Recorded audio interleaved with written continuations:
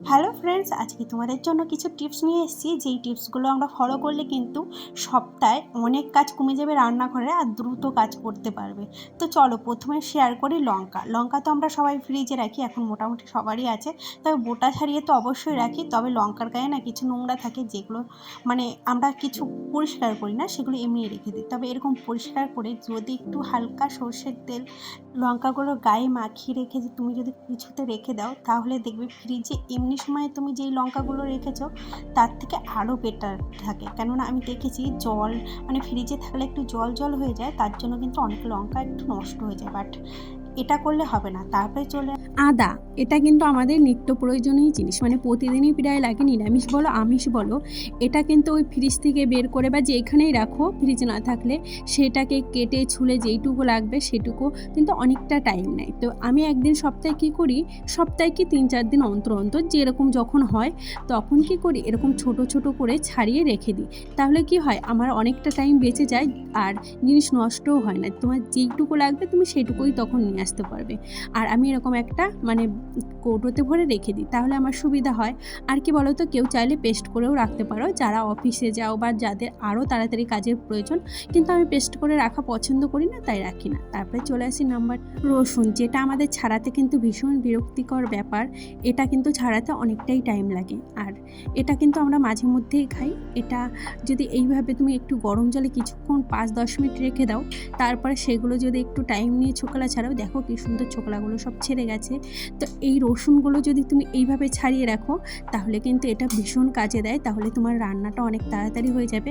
আমার কাছে রসুন একটু কম ছিল, মাসের শেষের দিকে, তার জন্য অল্পই করে রাখলাম, নাহলে একটু বেশি করে রাখি। যাই হোক, এরকম মুছে রাখতে হবে, শুকিয়ে রাখলে তো আরও ভালো। আমি যেহেতু তাড়াতাড়ি তোমাদের দেখাচ্ছি, তার জন্য আর মুছেই রেখে দিলাম। যাই হোক, তারপরে হলো পেঁয়াজ। এই পেঁয়াজের খোসা ছাড়িয়ে আমি এইভাবে রেখে দিই, তাহলে কি হয়, আমার যখন পেঁয়াজ লাগবে তখন আমি নিয়ে আসি। তবে বলতে পারি, তোমরা যারা চাইছো যে এগুলো একদম পেস্ট করে রাখবে ফ্রিজে, তবে রাখতে পারো একটু সর্ষের তেল দিয়ে, তাহলে জিনিসগুলো বেশ ভালো থাকে। তবে হ্যাঁ, আমি কিন্তু ফ্রিজে মশলা রাখি, বাট এইভাবে রাখি গোটা গোটা, যখন যেটা প্রয়োজন হয় সেটা আমি নিয়ে আসি। আর দেখো, পেঁয়াজের গায়ে কিন্তু অনেকটাই নোংরা থাকে, এগুলোও কিন্তু আমার অনেকটা টাইম লাগে।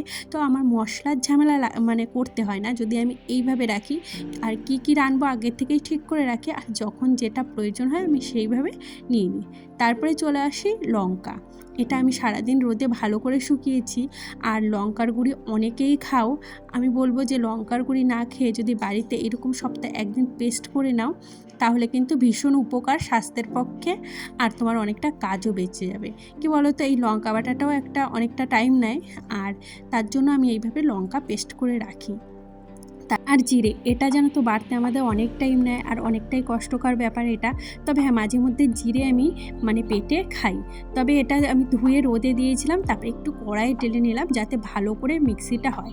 আর দেখেছো কি সুন্দর মিক্সি হয়ে গেছে। আর একবার আমি মিক্সি করব বলে একটু ঘোরাচ্ছিলাম। যাই হোক, এটা কিন্তু আমার প্রায় 2 সপ্তাহের বেশি চলে যাবে, এইভাবেই আমি গুঁড়ো করে নিই। আমি কিন্তু বাইরের কোনো মশলা কিনে খাই না, আমি এরকমই বাড়িতে সব করে নিই। এটা স্বাস্থ্যের পক্ষে বলো, এমনি সপ্তাহে তোমার কাজ এগিয়ে যাবে। আর পরের দিন আমি যেইভাবে কি রান্না করব, সেগুলো কিন্তু আমি আগের থেকেই ঠিক করে রাখি। আর এইভাবে আমি কিন্তু সবজিগুলো ধুয়ে এক কাছে গুছিয়ে রাখি, যাতে আমার পরের দিন সুবিধা হয়। আর এখন আমি একটু ফ্যানে শুকাতে দিয়েছি। সব কিছুরই প্ল্যান থাকে, জানো তো, পরের দিন হবে তালের পিঠে, শনিবার। তার জন্য আমি কি করি, আগের থেকে দেখো একদিনে অনেকটা চাপ পড়ে যায়, তার জন্য আমি আগের দিনে যদি কিছু হয়, আগের দিনে আমি প্রিপারেশন কিছু করে রাখি। যেহেতু কাল তলের বড়া হবে, তার জন্য ভেবেছি আজকে আমি এইভাবে যদি আমরা সপ্তাহে একটা দিন কাজ করি, পরের দিন আমার যে কাজ করি, তাহলে কিন্তু পরের দিন আমরা অনেক টাইম পাই হাতে, আমরা অন্য কাজ করতে পারি, কিংবা বেবিকে টাইম দিতে পারি। এখন তো ভাদ্র মাস চলছে, সবাই জানো। আর আমাদের নিয়মে কলা পাতা পোড়াতে হয়, তো সেটা শনিবার করেই বেশি পোড়ানো ভালো। তার জন্য আজকে আমি বেছে রাখছি, কালকে শনিবার, কালকে পোড়াবো। তার জন্য জীবনে কোনো কিছুই প্ল্যান ছাড়া করা ঠিক না।